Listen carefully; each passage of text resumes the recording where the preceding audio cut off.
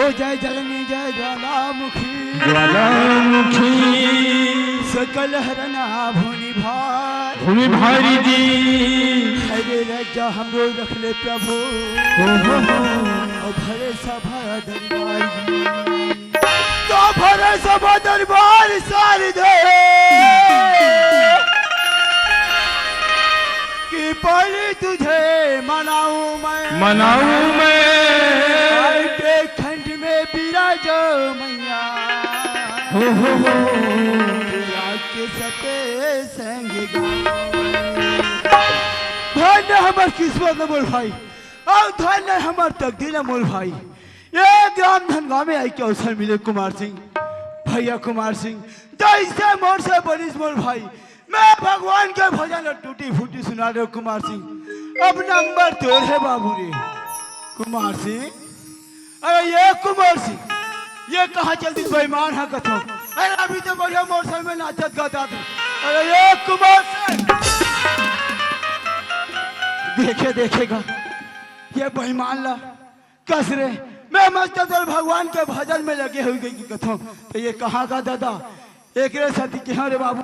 रोज रोज के कार्यक्रम चला थे देख सुन के खावे कह के कहा देवारिक मातर मरैया कह के जिमी का ना कुम्हरा खाल है और यहाँ के फसर सुधा थे बेईमान है अरे हिला तैया के सियान मन कहे गए बाबा अरे लातों के भूत बातों में नहीं माने बाबू कहीं कहा तो सही बात है ये बात में नहीं मानने वाला है ये लगते बोला लाते में जगाना पड़ी है कुमार सिंह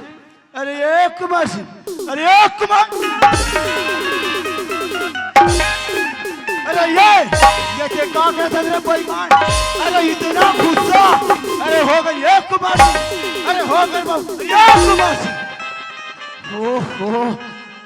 बच गए चंडाल है नहीं तो लोग रहेगा कभी मुंह नहीं खाना फोड़ डालते वाह पांव परत बड़े दाई कसरे में तोड़ बड़े दाई का दिखतो कौन रामशीला भौजी अस्कावो सुशीला वाह मैं जान रहे हो जी ऐसे ता मैं कौन है भैया ये बेंदाड़ी वाले रातू भैया अस्का अच्छा जय राम भैया जय राम दुनिया आगू ले जय राम भैया जय राम कथे ते बेईमान हम पाछू रहले जय राम कथे मोर आगू पीछू दोनों चलते ये ना की ऑटोमेटिक भैया कुमार सिंह हाँ वैसे बात रहे संगवारी अरे ये गांव में आए जी और कांदा कुम्हड़ा खाएंगे हरे कांदा कुम्हड़ा खाएं अभी देवारी मौका बाबू तैसा नदी तैसा रखाबो वैसा निका है मोर संगवारी अरे ये गांव में आए और सुंदर गंगा के दर्शन ला पाइन कैसे मोर संगवारी सही बात है भैया क्या करबे कुमार सिंह रोज रोज के प्रोग्राम करे में नारी कान सब बैठ गए कुमार सिंह सही बात है भैया कुमार सिंह आज हमारा यहाँ करत है ये बड़ सुंदर भगवान के भजन सुने बर बैठे कुमार सिंह ऐसे हाँ तो सुनबे चल सुना मैं भाई चल सुन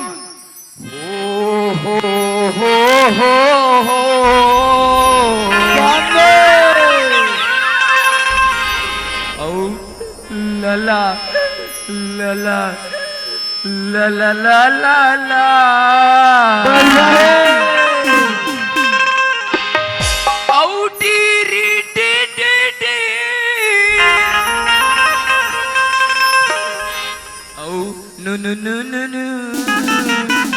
कहाँ के मैं सर्रा मैं कोई मस्त भगवान के भजन सुनात हो के मार हाथ ला जोड़ के खड़े हो रे बेईमान अरे मैं सुर धरत रहो जी ओला सुर नहीं कहा है ओला सुअर कथे बोल भाई ऐसे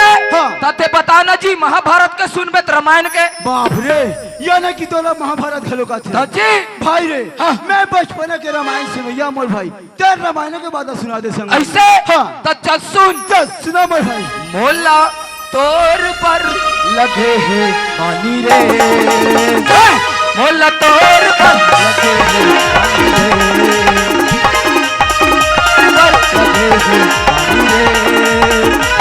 मोला तोर पर लगे है पानी रे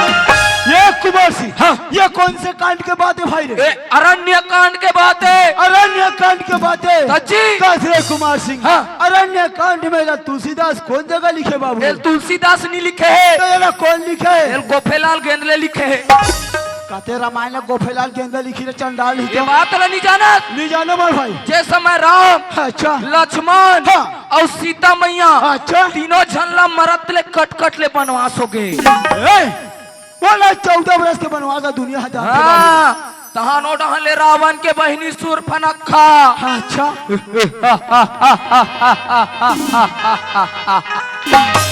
वहाँ रे सूर्पनखा सूर्पनखा वहाँ पहुँच गए। अच्छा सूर्पनखा ऐसे रूप बनाई कैसे रूप नहीं है? माँ कसम रे हाँ। अभी डेट में ऐश्वर्या राय बिपाशा बसु फैल है। कते रामायण में सूर्य राबी पासा पशु है काहे रामायण अपन अपन हिसाब से बतावे तब मजा आती ऐसे सची। हाँ, हाँ, हाँ। राम और लक्ष्मण ला सूर्पनखा देखी तहन का कहे बताओ कहा भाई भाई एते टूरा मन है रे सेटिंग करे के लिए कहा भगवान कसम तो लेछा तेल की लौड़ी जब होने ते देख लो डाल पे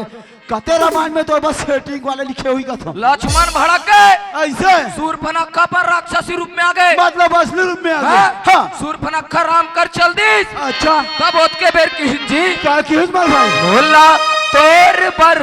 लगे है बानी राम अच्छा बोला तोर पर लगे है बानी राम बोला तोर पर लगे है बानी राम बोला तोर पर लगे है बानी राम हिलत कहे जी क्या कहे भाई ही तो सम पुरुष नमो सम नारी अच्छा और यह संजोग विधि ग्रंथ विचारी कि तोरा सन पुरुष और मोरा सन नारी ये दुनिया में नहीं है किस भैया ये दुनिया में नहीं है कि मोर भाई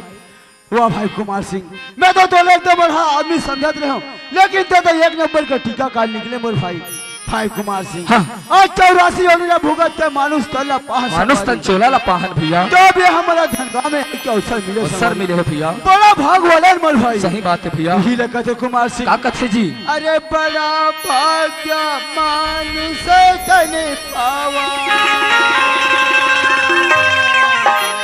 अवतारू लपी के कुकरी खावा खावा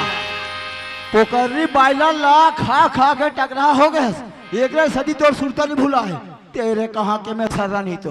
हे कुमार सिंह हाँ। वैसे नहीं कहा बाबू रे मैं आगू आगू चलता और ते मत पीछे पीछे चल भैया बड़ा भाग्य मानुष तन पावा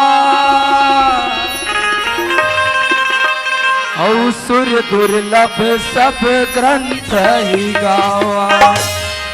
कुमार सिंह हाँ भैया ये गांव के गली हाँ। और ये गांव के सियार है ऐसे लगा थे मोर सवारी कैसे लगा थे भैया जैसे मथुरा काशी तीर्थ धाम बरोबर लगा थे भैया चल भैया छत्तीसगढ़ में महतारी के महिमा के गुण गा लेते हैं बोल छत्तीसगढ़ महतारी की छत्तीसगढ़ के माटी रे संगी की छत्तीसगढ़ के माटी रे संगी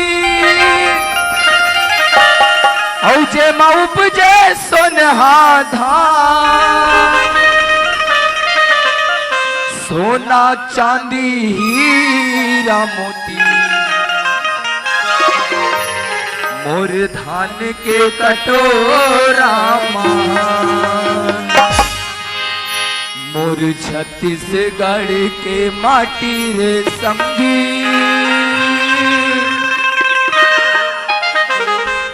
तीरथ धाम लागे ना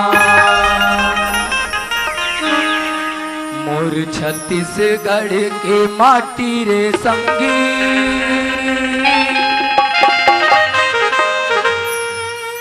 तीरथ धाम लागे ना मोर छत्तीसगढ़ के माटी रे संगी तीरथ धाम लागे ना छत्तीसगढ़ के माटी रे संगी तीरथ धाम लागे ना तीरथ धाम लागे ना तीरथ धाम लागे ना तीरथ धाम लागे ना तीरथ धाम लागे ना छत्तीसगढ़ के माटी रे संगी तीरथ धाम लागे ना